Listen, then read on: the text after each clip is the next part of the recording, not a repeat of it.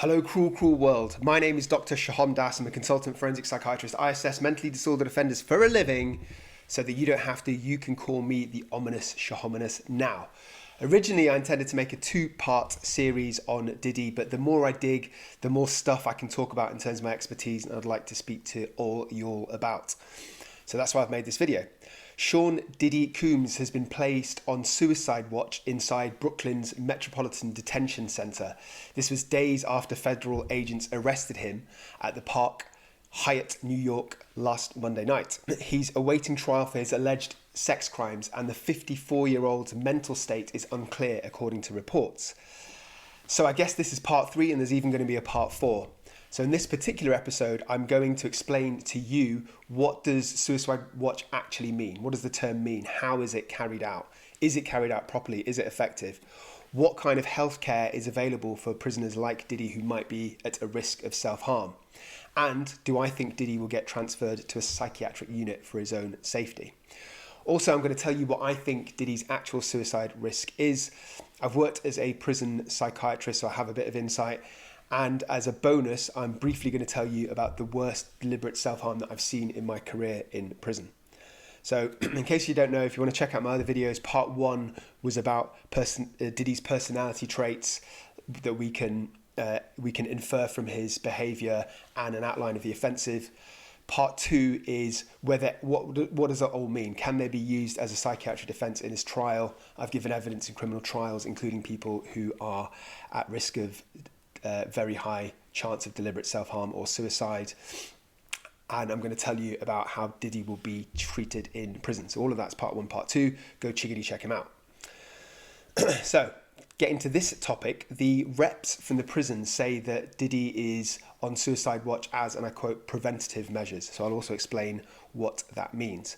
And this is days after he was arrested on multiple charges, including the term schmaffaging, what rhymes with that? I don't want to say it because of YouTube, racketeering, transportation to engage in prostitution.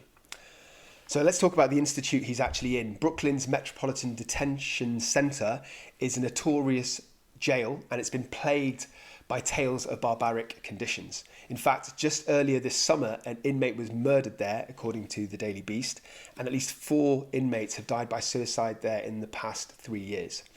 By the way, in case you're interested, I've got a video titled "Is Suicide Selfish?" where I kind of break down the pros and cons of that argument. Always be plugging. So go check out that video. I'll put the links in the description. So before I actually get into my material, I've got a quick question for you, my Psych for Sore guys and gals. Don't cancel me. There are a couple of very high-profile sexual abusers, stroke traffickers that have actually spent time in that very same institution. Can you tell me who they are? Let me know in the comments section. The answers will come later. I'll give you one huge clue for one of them. She is a female, and that's very uncommon in terms of this type of offence. So that means there's a very small pool to choose from. And let's face it, it's a festering, fetid, fermenting, horrible pool. Okay, so this particular facility holds pre-trial detainees, so people on remand, as well as those serving short federal sentences. It currently holds around 1,700 inmates, and it has capacity for 3,000. Why am I mentioning that? I'm just trying to make a point that arguably it's actually safer for Diddy when he's in this prison. So if he gets found guilty, and I think there's a strong argument that he will, at least of some of the offences, then he will go to a long-term prison. But I think he's safer in this prison. And that's because people are either there on remand facing trial, so they're not going to want to misbehave. They're not going to want to be found attacking Diddy because it will look worse for them in their trial, and they could even get added charges for whatever they're facing. And also, if you think about it logically, people who are in there for short prison sentences are close to getting out. So they're not going to want to damage their reputation and jeopardize being released, versus a prison where you have like long sentences or even lifers who are more dangerous because simply they have more to lose. Okay, enough background. Let's get into the meat and potatoes of this episode. Cue the music.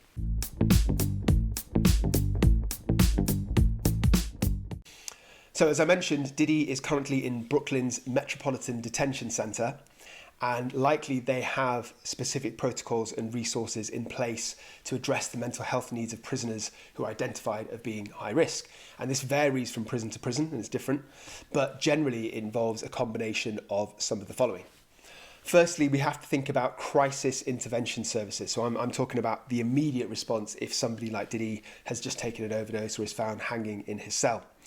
So there's actually not a universal requirement for all prison officers in the United States to be trained in like CPR, but it's highly likely that many of them, if not most of them, are trained in this. And just to give you a little insight, what would happen in the UK if somebody has found in a very, very high risk state, so somebody's tried to hang themselves, for example, we have what we call is a code blue.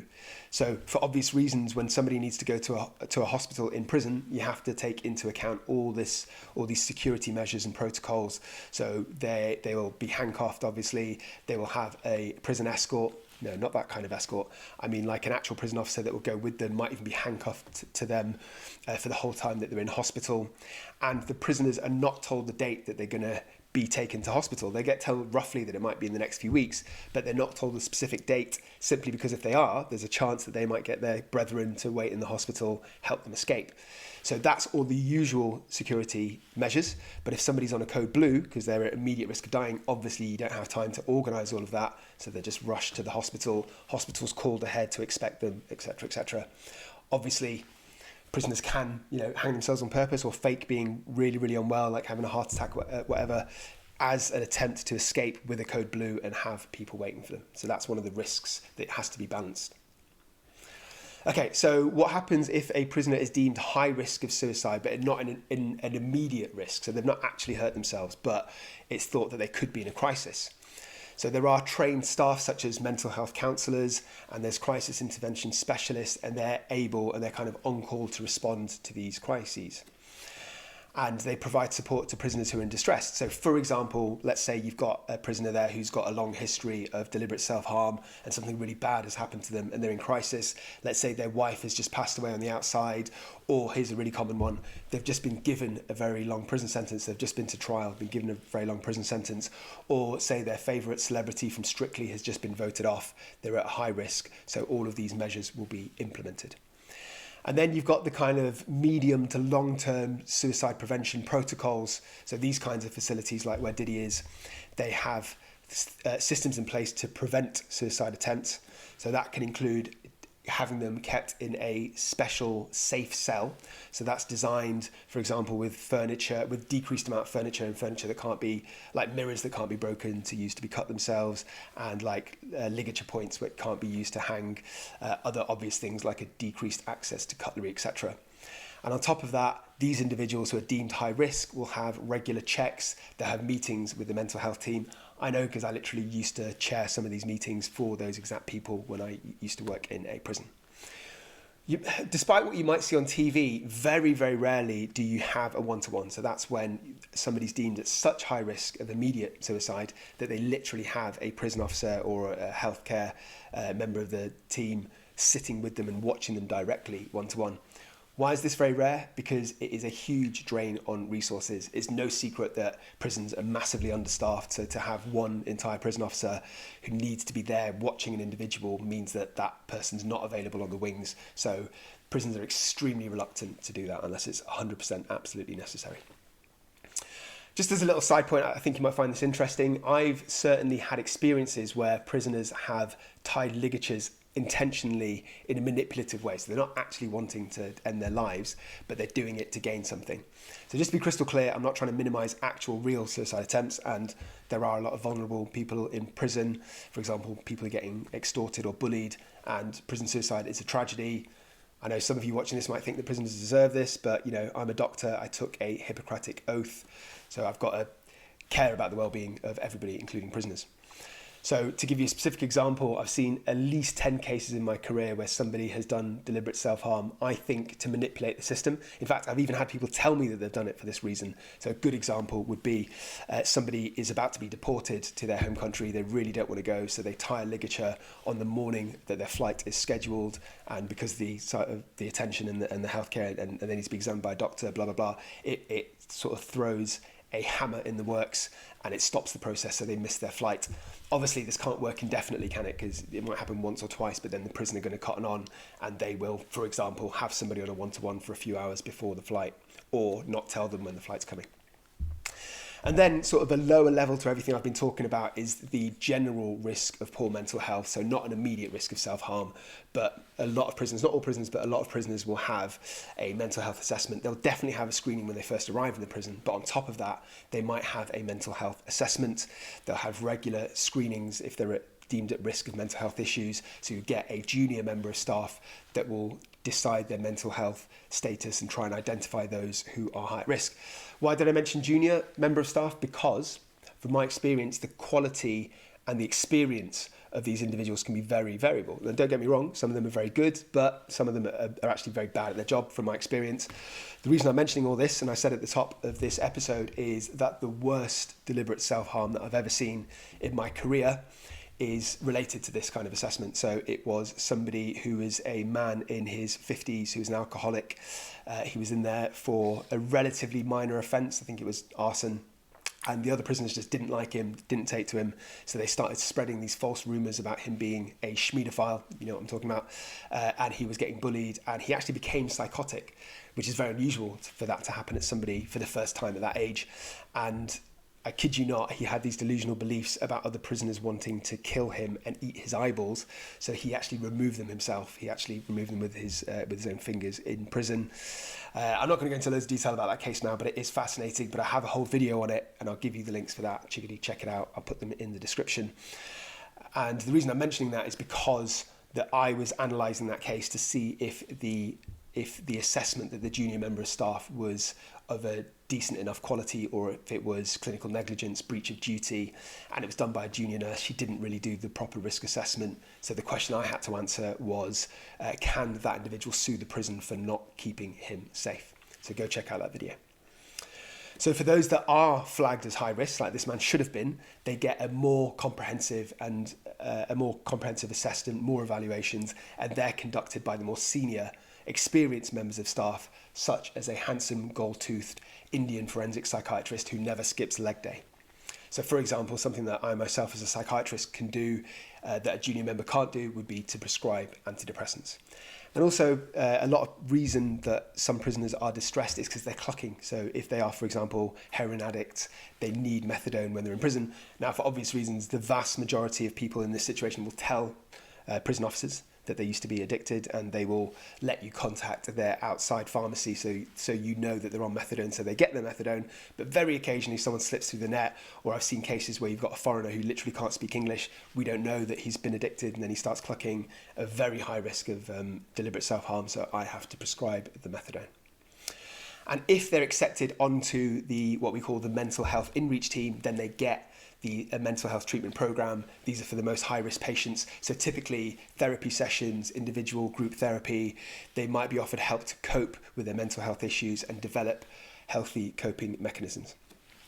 And the other key to this, and I kind of mentioned it just briefly, is medical management. So when I worked in a prison, I would run a psychiatric clinic, not too dissimilar to seeing your GP. They'd come along, they'd tell me their problems, and I would, if appropriate, prescribe antidepressants. In fact, I think you could argue that it's actually a better system, or at least a quicker system in the prison, because on the outside, as you might know, it will take you days, if not weeks, just to see your GP, and then 6 months, 9 months, a year even, just to see an outpatient psychiatrist. It actually happens quicker in prison. So it's still a waiting list, but it's like weeks, not months.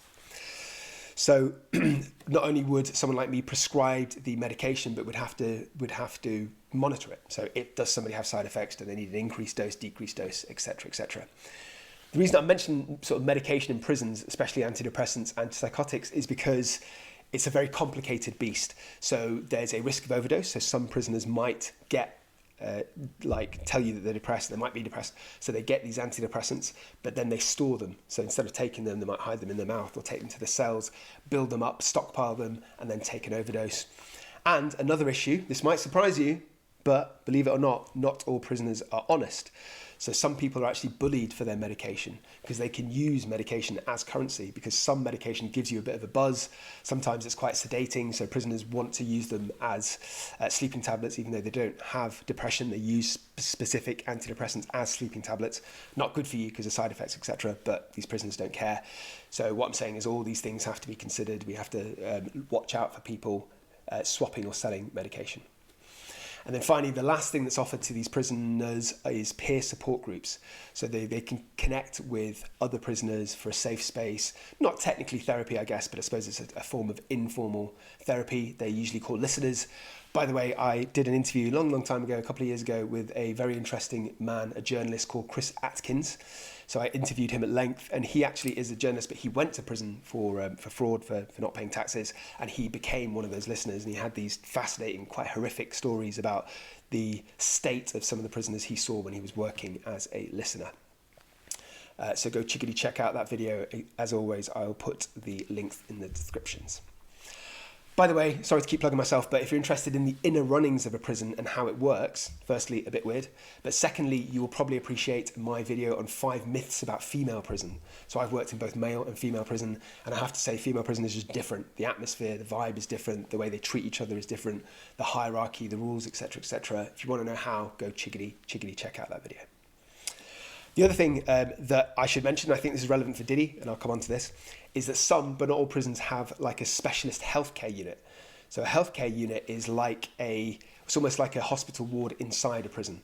And not all prisons have them, so small prisons don't have them. Category D, very low risk category prisons for people who are like they're open prisons for less secure environment, less dangerous inmates, either lower level of crime or they've already been in prison for a long period, but they're getting ready for release, so they have like more freedoms, less restrictions. So those kind of prisons don't tend to have healthcare units.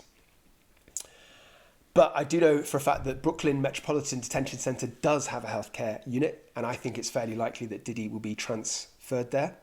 I actually used to run one of these healthcare units myself, or at least the psychiatric bit. Can Dr. Grande say that? Of course he can't. Oh no, he didn't.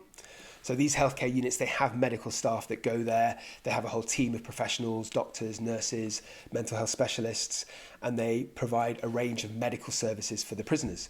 So this could be routine physical exams, but for people with acute illness, but it's also where people with chronic illnesses are managed. So if somebody's in a wheelchair, for example, if somebody's recently had a stroke and they've got these disabilities, they're probably unsafe to be in the main wing of the prison because they could be bullied or targeted, or they might just be kind of ignored. They might not, be able to go out and get their meals, etc. Because prison's such a big, chaotic place. So they're usually kept in these healthcare units. This is where you have counselling, therapy. This is where medication is stored. This is also where the equipment is stored. So, for example, if you have a visiting dentist, they can't obviously just go to the prison wings with all their equipment. So they'll have like a clinic or a room with the equipment set up in the healthcare unit. The other thing about the healthcare units is they're much smaller, they're much calmer, they're much less intense. There's a lot more staff. The other thing, as a bit of an insight that I noticed from my experience, is I think personally it's fair to say that the staff in the healthcare unit have a bit more sympathy towards the prisoners and towards their mental health issues. So I don't want to speak ill of my colleagues, but I think it's fair to say that some prison officers don't really have understanding or inclination or time for mental health, for prisoners that have mental health issues, who are unwell, psychotic, and they don't really help them, if I'm being honest. But the attitude that I've seen in the healthcare unit is better. So the prison officers there are a bit more empathetic. So contrary to popular belief, it's actually very, very hard to get transferred from a prison to a psychiatric unit. I've seen stories, I'm sure I saw it in a film recently, where somebody sort of fakes mental illness in prison, so they go to a locked psychiatric unit, and that does happen for people who are psychotic, but it's very, very unlikely to happen for people who are self-harming for a couple of reasons. Firstly, because a prison should have the resources to deal with self-harming, all of those things that I've just been talking about. And also people can fake it, right? So if you think that being in hospital is nicer than being in prison, and if all it took was, you cutting up a couple of times and taking a small overdose, all prisoners would do it, wouldn't they? So in my experience, the only reason that a prisoner who's self-harming would get transferred to one of these units is if they also have a comorbid psychotic disease like schizophrenia, so they're hearing voices, for example. And the reason why they do this, why they transfer them, is because you can't use the Mental Health Act in prison, but you can in a hospital. So you can't give somebody antipsychotics against their will. You can't inject them in a prison. So if they need this medication and they're refusing it, they need to be transferred. Okay, moving on with the episode. I asked you before, my schmike for schmore guys and gals, there are a couple of very high-profile schmek schmabusers and traffickers that have been in this particular institution. And I'm also going to tell you what I think Dee's actual current suicide risk is. But before I do that, I just want to quickly introduce you to this channel, A Psych for Sore Minds. I have a few of these kind of videos, so high-profile cases. I've done Russell Brand, Tim Westwood. Interestingly, when I released Tim Westwood's video on my channel, he actually got it cancelled, or his people, but then YouTube eventually overturned it, so it is there on the channel. I will put the links in the comments. But more recently, I've been doing videos on myths, so 5 myths about cults, 5 myths about gaslighting, kidnapping, all that good stuff. I implore you to subscribe, because not only does it help me out immeasurably, but if you subscribe, traffic lights will be green for you for the rest of your life. You will never be late to work again. Guaranteed all your money back. Okay, back to the episode. A couple of very high-profile abusers, traffickers. They are, of course, R. Kelly, bounce, bounce, bounce, bounce, and Ghislaine Maxwell. I've actually got videos on both of those people on my channel. Go chiggity, check it out. Okay, so almost there. We can do it, get you back into it. What do I think about Diddy's actual current real suicide risk at the moment? So the reps of the prison were saying that Diddy is being placed on suicide watch as, and I quote, a preventative measure. So as I said in part 1 of this series, I think Diddy has a high degree of narcissism. We still hear you're rocking with the best. Don't worry if I write rhymes. I write checks. Who's the boss? Dudes is lost. Don't think because I'm iced out, I'ma cool off. And he's also very egotistical. So I think that in his mind, he probably thinks he's got at least a reasonable chance of beating the case. He's probably got friends in powerful places, and he's managed to stay under the radar doing these freak-offs, etc. for decades, which I think will add to his self-confidence and his arrogance. So I don't think he's at a high risk of suicide now, because I think he can beat the case. So in my opinion, I think the prison is just being extra cautious, because he's so high profile that if he were to do something like harm himself or even take his life, which as I said, I think is unlikely, but if it was to happen, it would look really, really bad for the prison. So arguably, I'd say he's at actually a much higher risk of taking his own life after the trial if he's found guilty, if he gets a long prison sentence, but not particularly now. So I think that Brooklyn Metropolitan Detention Center, as I said, they've got a healthcare unit, so I think it's very likely that he'll be transferred there, not only to keep him safe from potential self-harm, but also it's just easier. As I said, it's less chaotic, it's less hectic, so it's easier to keep an eye on him and protect him. And also, as I said in part 2, he could be a target to be attacked by other people because of the heinous nature of his crimes and because of his celebrity status. So also keeping in the healthcare unit where he'll be in a safer cell will just make managing him easier overall. Okay, so those are my thoughts. As I said, this is part 3. Go check out my other 2 parts. I will do part 4. So part 4 of this series will be about the fact that Diddy was denied bail. So he was remanded. So a judge thought he was so dangerous that he couldn't be safe for the community if he's let out on bail. Why is that? What are the different factors? How does the judge make that decision? What do I think about all of the factors in Diddy's case? Go check out that video when it drops. Until then, have a blessed day, buy my goddamn book, and do not forget, I love you.